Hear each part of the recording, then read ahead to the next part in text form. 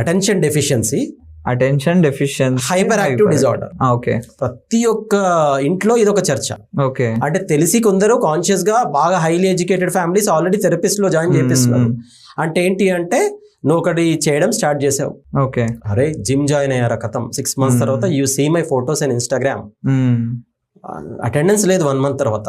ఎందుకంటే జిమ్ ఇచ్చి పెట్టి కీటో డైట్ ఏదో ఇంకేదో ఫాలో అయిపోయాను. అవును, సడన్ గా you realize that no mountain trekking చేస్తా అని చెప్పేసి మళ్ళీ అటు సైడ్. ఈ అటెన్షన్ డెఫిషియన్సీ అనేది అచ్చా పాత జనరేషన్స్ లో లేకుండా 90s కిడ్స్ కి ఉండే, కానీ ఆప్షన్స్ లేకుండే అప్పుడు. అవును, ఫోన్ అప్పుడు ఆప్షన్స్ లేకుండే. 90s కిడ్స్ కూడా కలెక్టర్ సినిమా ఒకే ఒక్కటి చూస్తే కలెక్టర్ అయిపోవాలి, రైట్? ఐపీఎస్ అయిపోవాలి. కాకపోతే అప్పుడు దానికి మించి దాన్ని ట్రై చేయాలంటే ఆప్షన్స్ లేవు.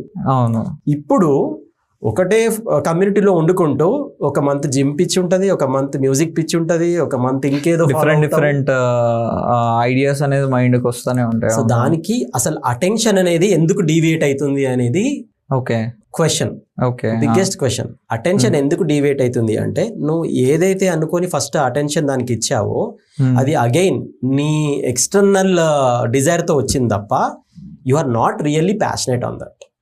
ఓకే జిమ్ కి జాయిన్ అయ్యి ఇప్పుడు మొన్న సర్వే ఏం చెప్తుంది, కల్ట్ ఫిట్ వీళ్ళంతా they are becoming super rich, right?